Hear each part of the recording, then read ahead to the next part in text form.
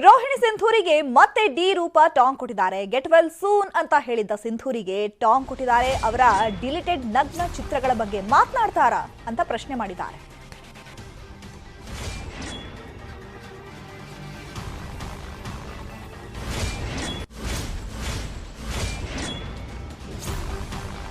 Number ಅವರದ್ದೇ ಅಲ್ವಾ ಅಂತ ಸಿಂಧೂರಿಗೆ ಡಿ ರೂಪ ಪ್ರಶ್ನೆ ಮಾಡಿದ್ದಾರೆ. ಐಎಎಸ್ ಅಧಿಕಾರಿಯಾಗಿ ನಗ್ನ ಚಿತ್ರವನ್ನ ಕಳುಹಿಸಬಹುದಾ ಅಂತ ಪ್ರಶ್ನೆ ಮಾಡಿದ್ದಾರೆ.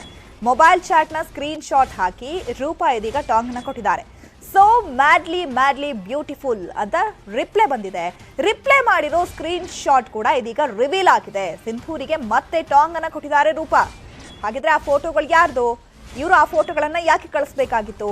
ಮೊಬೈಲ್ ಚಾಟ್ನ ಸ್ಕ್ರೀನ್ ಶಾಟ್ ಹಾಕಿ ರೂಪ ಇದೀಗ ಟಾಂಗ್ ಅನ್ನ ಕೊಟ್ಟಿದ್ದಾರೆ.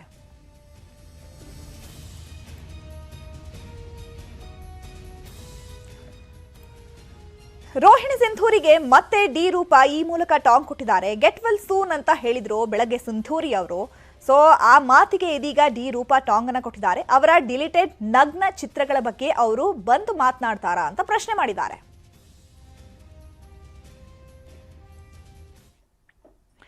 ಸೋ ಮ್ಯಾಡ್ಲಿ ಬ್ಯೂಟಿಫುಲ್ ಸಿಂಧೂರಿ ಕಳಿಸಿದ್ದಾರೆ ಎನ್ನಲಾದ ಫೋಟೋಗಳನ್ನ ಹಾಗಿದ್ರೆ ಯಾರು ಕಳಿಸಿದ್ರು? ಫೋಟೋ ನೋಡಿ ರಿಪ್ಲೈ ಮಾಡಿದ್ಯಾರು? ಹಾಗಿದ್ರೆ ರೂಪಾಗೆ ಈ ಸ್ಕ್ರೀನ್ ಶಾಟ್ ಹೇಗೆ ಸಿಕ್ಕಿದ್ದು ಅನ್ನೋದ್ರ ಬಗ್ಗೆ ಸಾಕಷ್ಟು ಕುತೂಹಲ ಕೆರಳಿಸ್ತಾ ಇದೆ.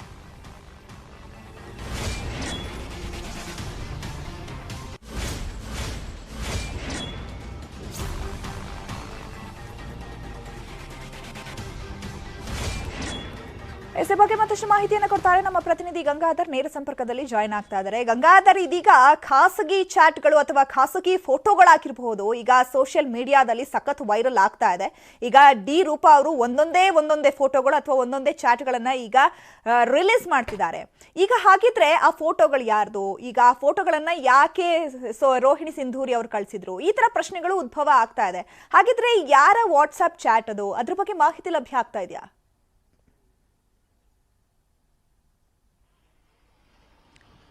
ಚೈತ್ರ, ಇಬ್ಬರು ಮಹಿಳಾ, ಒಬ್ಬರು IAS ಅಧಿಕಾರಿ, ಮತ್ತೊಂದು ಕಡೆ IPS ಅಧಿಕಾರಿ, ಇಬ್ಬರ ಒಂದು ಜಟಾಪಟಿ ಮುಂದುವರೆದಿದೆ. ಆದ್ರೆ ನಿನ್ನೆ ಅಂದ್ರೆ ಇವತ್ತಿನ ಬೆಳಗ್ಗೆವರೆಗೂ ಸಹ ಕೇವಲ ಆರೋಪ ಪ್ರತ್ಯಾರೋಪಗಳನ್ನ ಮಾಡಲಾಗಿತ್ತು, ಕೆಲ ಮೆಸೇಜ್ಗಳನ್ನ ಪೋಸ್ಟ್ ಮಾಡಲಾಗ್ತಾ ಇತ್ತು. ಆದ್ರೆ ರೋಹಿಣಿ ಸಿಂಧೂರಿ ಅವರು ಒಂದು ಗೆಟ್ ವೆಲ್ ಸೂನ್ ಎಂಬ ಒಂದು ಹೇಳಿಕೆಯನ್ನ ಮಾಧ್ಯಮಗಳಿಗೆ ಕೊಟ್ಟಂತಹ ಬಳಿಕವಾಗಿ ಅನಂತರ IPS ಅಧಿಕಾರಿ ಆಗಿರುವಂತಹ ಡಿ ರೂಪ ಅವರು ಒಂದು ಪೋಸ್ಟ್ ಅನ್ನ ಮಾಡ್ತಾರೆ ಫೇಸ್ಬುಕ್ ಅಲ್ಲಿ. ಅದರಲ್ಲಿ ಒಂದು ಮೊಬೈಲ್ ಸ್ಕ್ರೀನ್ ಶಾಟ್ ಇರುವಂತದ್ದು. ಆ ಮೊಬೈಲ್ ಸ್ಕ್ರೀನ್ ಶಾಟ್ ಅಲ್ಲಿ 10 ಫೋಟೋಗಳು ಡಿಲೀಟೆಡ್ ಆಗಿರುವಂತದ್ದು, ಜೊತೆಗೆ ಅದರ ಕೆಳಗಡೆ ರಿಪ್ಲೈ ಅಂದ್ರೆ ಸೋ ಮ್ಯಾಡ್ಲಿ ಬ್ಯೂಟಿಫುಲ್ ಅನ್ನೋದು ಒಂದು ಮೆಸೇಜ್ ಕೂಡ ಅದರಲ್ಲಿ ಇರುವಂತಹ ಒಂದು ಫೋಟೋ ಸ್ಕ್ರೀನ್ ಶಾಟ್ ಅನ್ನ ಅದರಲ್ಲೇ ಟ್ಯಾಗ್ ಮಾಡಿ ಪೋಸ್ಟ್ ಮಾಡಿದ್ದಾರೆ. ಜೊತೆಗೆ ಇದು IAS ಅಧಿಕಾರಿ ಒಂದು ನಗ್ನ ಚಿತ್ರವನ್ನ ಕಳಿಸಬಹುದಾ, ಇದು ಅವರದೇ ನಂಬರ್ ಅಲ್ವಾ, ಈ ಒಂದು ಪೋಸ್ಟ್ ಹ್ಯಾಂಗಲ್ ಅಲ್ಲಿ ಈ ಒಂದು ಕೌಂಟರ್ ಕೂಡ ಅಂದ್ರೆ ರೋಹಿಣಿ ಸಿಂಧೂರಿ ಅವರಿಗೆ ಕೌಂಟರ್ ಕೊಡುವ ರೀತಿಯಲ್ಲಿ ಇದನ್ನ ಪೋಸ್ಟ್ ಅನ್ನ ಮಾಡಿರುವಂತದ್ದು. ಈ ಬಗ್ಗೆ ಅಂದ್ರೆ ಆ ನಂಬರ್ ಇವರದೇ ಅಲ್ವಾ ಅನ್ನೋದ್ರ ಬಗ್ಗೆ ಪ್ರಶ್ನೆಯನ್ನ ಮಾಡಿದ್ದಾರೆ. ಮತ್ತೆ IAS ಅಧಿಕಾರಿ ನಗ್ನ ಚಿತ್ರವನ್ನ ಕಳಿಸಬಹುದಾ ಅಂತೇಳಿ ಪ್ರಶ್ನೆಯನ್ನ ಕೂಡ ಮಾಡಿರುವಂತದ್ದು.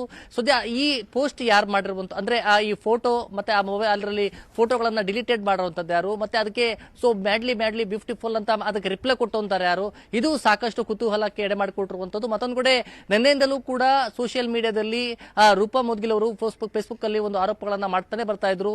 ಇವತ್ತು ಬೆಳಗ್ಗೆ ಸಹ ಅಂದ್ರೆ ರೋಹಿಣಿ ಸಿಂಧೂರಿ ಅವರ ಹಸ್ಬೆಂಡ್ ಅವರು ಕೂಡ ಅದು ಪ್ರತಿಕ್ರಿಯೆ ಕೊಟ್ಟಂತಹ ಸಂದರ್ಭದಲ್ಲಿ ಯಾಕೆ ಅವರು ರೋಹಿಣಿ ಸಿಂಧೂರಿ ಅವರು ಉತ್ತರ ಕೊಡಕ್ ಆಗೋದಿಲ್ವಾ, ಯಾರು ಅನ್ನೋದ್ರ ಬಗ್ಗೆ ಅವರೇ ಉತ್ತರ ಕೊಡಬಹುದಲ್ಲ ನಿಟ್ಟಿನಲ್ಲಿ ಕೂಡ ಫೇಸ್ಬುಕ್ ನಲ್ಲಿ ಪೋಸ್ಟ್ ಮಾಡಿದ್ರು.